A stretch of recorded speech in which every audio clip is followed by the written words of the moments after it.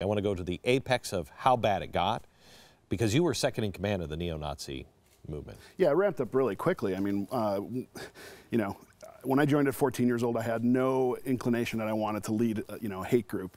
But, there were certain incidents that happened where on the 49th anniversary of Kristallnacht, these Chicago skinheads went out and, tore up Chicago and broke, into Jewish shops and painted swastikas on synagogue walls. So many of them went to prison. Was it you, or was it the leader that actually painted in blood? It wasn't you, was it? No, it wasn't me. This was before this was right around the time that I joined, but it was the leader and several of the older skinheads who'd been around who'd done that. They went to a former member's home, broke into her apartment, pistol whipped her, and painted a swastika on the wall with her blood. Holy cow. Yeah. Okay. These were real. This was the real. This is a real deal. Okay, so how do you know, what was the turning point of getting out? Yeah, so for me getting out, there were several reasons, but just to summarize, I mean, when I had children, I got married at 19 years old, and I had my first child at 19 years old, and I had my second child at 21.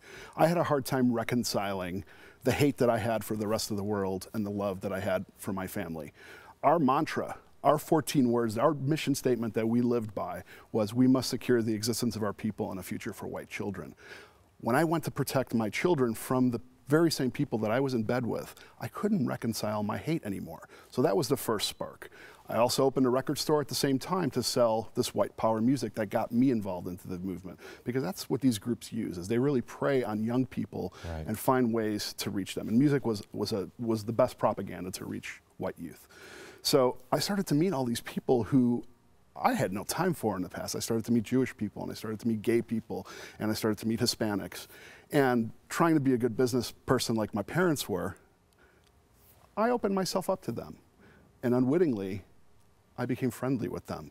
Not because I wanted to be a good business person, but because they really touched me and they touched my heart. They showed me compassion when I was the person on the earth who least deserved it at the time. I'm telling you, I think love, just being human to one another, is the biggest wall breaker. It's the best weapon we have. It is.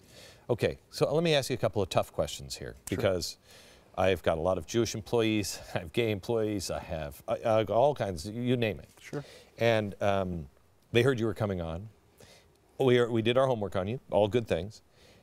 But then the questions were like, okay, but what if his son or daughter comes home and with a gay friend, or wants to marry a Jewish person?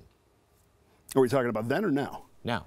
Oh, I think that the greatest love that we have is the compassion for others. So, if it makes my son, either one of them, happy to bring home a Jewish person or a gay person, I think that's a blessing. I mean, I think that that's, as long as they're happy, that's why I live my life, is to make my children happy. If you were to ask me that 20 years ago, I probably would have had a much different response. But, I know many of your viewers are religious, many are Christians. I think, God's greatest love, if you were to ask me, an agnostic, somebody who I'm not smart enough to know what's happening in the world. I think God's love is, the love between a husband and a wife, or between, two lovers of the same sex, or, it's on the finger of the trigger of the cop who doesn't pull it and shoot an unarmed black kid. It's the person who thinks twice and humanizes the other person. That's where I think that's what's going to save us.